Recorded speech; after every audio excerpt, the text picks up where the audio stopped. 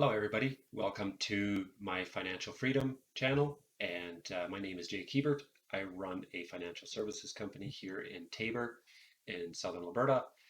Today, we're going to talk about a couple of things. Short little video here on um, some things that are very misunderstood. And most of us, I didn't know when I got 5 years ago, 6 years ago, I had no idea how these things work. So hopefully this will help. It'll teach you something about how the financial services industry works and how it's supposed to work and how you can really benefit from these couple of things. So what we're going to talk about is RRSP, Registered Retirement Savings Plan, and Tax-Free Savings Account, or TFSA. Then the other thing we're going to talk about is investments. For the sake of this video, what we're going to talk about is mutual funds. So there's a lot of other different types of investments. We can talk about those. We'll do that in another video. For the sake of this video, what we're going to talk about is mutual funds as the investment, tax-free savings account, and RRSP, and how they're taxed. Okay. Now, I'm not going to give you specific legal guidelines on taxation, but just how it applies to your investment and to your financial strategy for the long term. So let's go to the board here and we'll draw it out, and hopefully that'll help just get it into your mind how things are supposed to work and visualize it a little bit. So let's say we have John over here.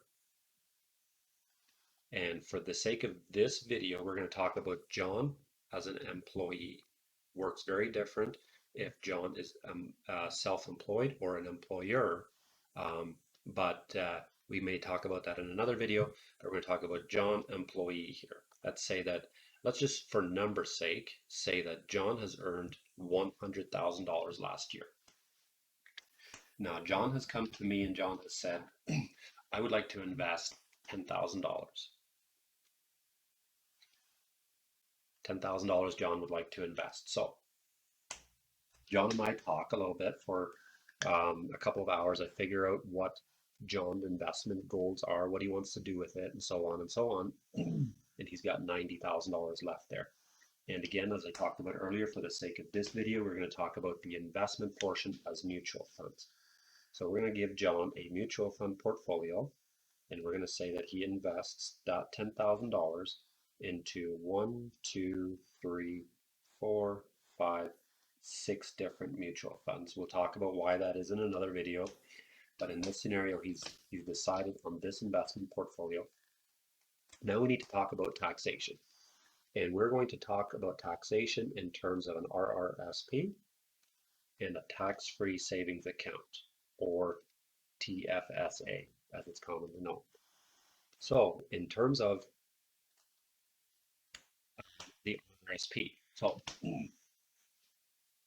when people think about RRSP, very often what we think about is the bank, because Registered Retirement Savings Plan. That's what it says. That's what it's called. On all that really means is that there's a tax title for your money. The government knows how to tax your dollars, how to tax your income or your savings in this case, or your investments. It could have been called a tax registered retirement investment plan, but it wasn't. It's called a savings plan, and that's why we only think about the banks in terms of investments. Just like the tax-free savings account, it could have been called a tax-free investment account, but it's not. It's called a savings account. So back to the board here. I drew a little I there, and over here as well. Registered Retirement Investment Plan or tax-free investment account. So we're going to talk about those two things. So we have John here. He invested this $10,000. That $10,000, and in the first scenario, we are going to talk about him investing that into a registered retirement investment plan, or RRSP in this case. Let's talk about the taxes a little bit. So we have to talk about two things. We talk about the investment, which is down here. We've talked about that. Now let's talk about taxes. Let's say that this $100,000 was taxed at a 35% tax bracket. Now, I'm not a tax expert. I don't know that that's how much it would be. I have no idea how that would work. But for the sake of this video, we are going to say that he was taxed at 35% so we can do the math. That means that John would have paid $35,000 in taxes on that $100,000 income. Now, When he takes and he invests this $100,000 into this mutual fund using the RRSP, we take a an investment company and we set up an RRSP directly with the investment company rather than with the bank. And then we put the mutual funds in the RRSP. We invest the money into mutual funds inside the RRSP. So the government now looks at this when John goes to file his taxes in January, February, March, or April in the following year. The government will get a notification saying that John has put $10,000 into an RRSP. Therefore, the government will give him back his taxes on that $10,000 because they will not charge you taxes on the money that you invest into an RSP.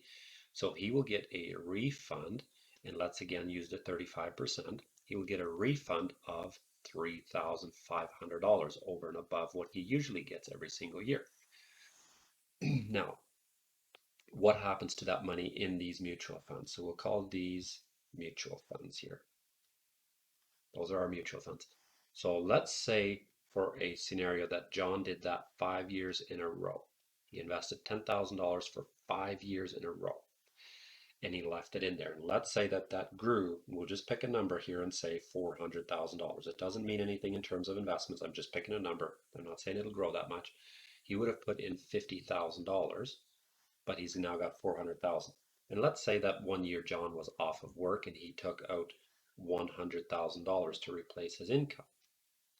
He would pay tax on this at that same 35%, right? So he would pay $35,000 to the government in taxes. In another scenario, let's say John, or let's even say he turned 65 and then he did that. That would be he considered his income then. Or let's say he had earned $50,000, and then he got sick or he got laid off or he got injured or whatever, and he took out another $50,000 and he added it to his income. He would pay tax on all of it at that 35% because we said that's the $100,000 tax rate, right? In this scenario, he would pay tax on all of that money. So they don't tax anything that you leave in the RSP until you're 71 and all of that, but we'll talk about that in a different video. But for the sake of this video, they don't tax what you leave in the mutual funds in this case. They only tax what you take out. So you get the refund when you put it in, and you get the benefits of that refund, and then they tax you when you take it out. So the RRSP really, in the most simplistic terms, is the government says if you're going to save or invest for the future, we will tax you on that money when you use it in the future, whenever that is. If it's the next year, we'll tax you on it that year. The year that you take it out, you will pay tax on that. So that's the RRSP side. Now, we're going to talk about the tax-free investment account. Okay, tax-free savings account. We can do the exact same thing. We can go to the mutual fund company and open up an investment account with them. We can do that. I do that for people all the time. So back to the board here. Let's look at that.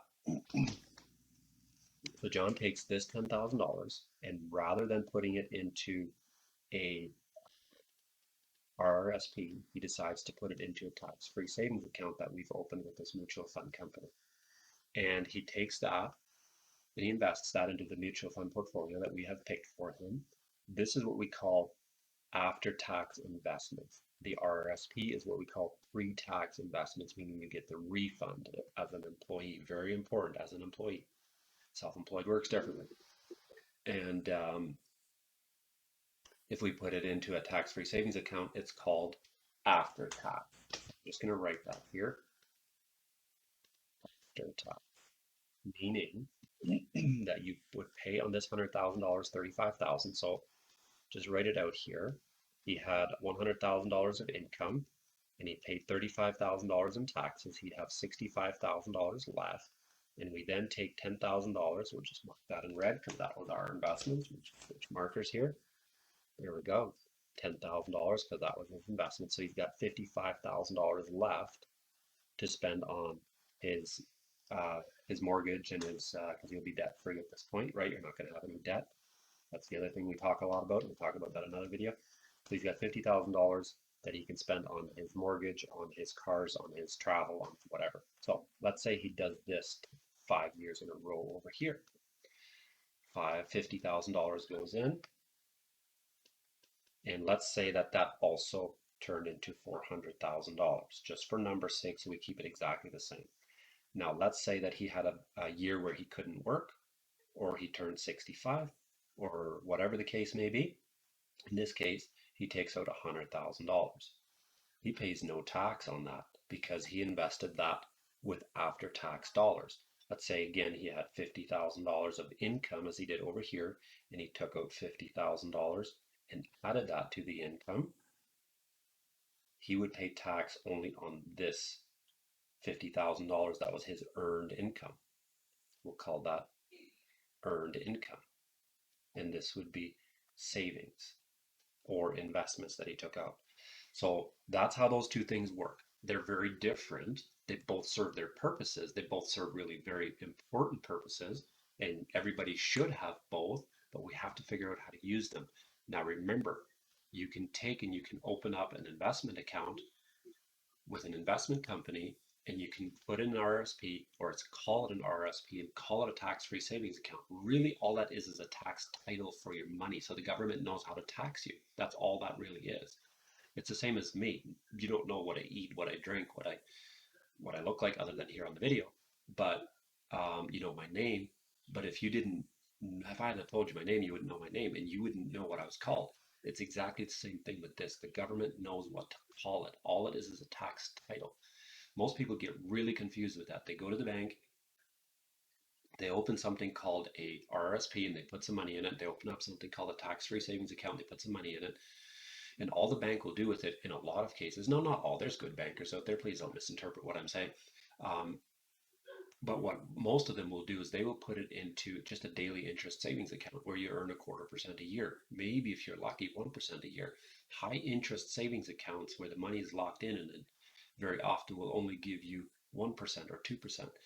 What I am saying is that you can take and you can open up an account with a mutual fund company. You can get your 8, 9, 10, 12% in a good portfolio in your tax-free savings account and in your RRSP. That's what we need to know, and that's so important to understand.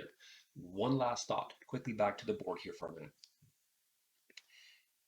In this scenario, we had decided, remember in the beginning we said we had decided on this mutual fund portfolio here. You can take and you can put that into your RRSP, and you can then take the exact same mutual fund portfolio that we've got and put it in your tax-free savings account. You can use the exact same mutual funds for both of them. Therefore, it is only a tax title. That's how I want to show you that it's just a tax title for your money. And so um, with all that being said, we're going to leave that there for today. Thank you for watching. I hope you learned something. If you've learned something, hit the subscribe button. Leave me a note in the comments if this clears things up for you. If you have any questions, feel free to put it in the comments. I'll try and help it out. Do the best that I can.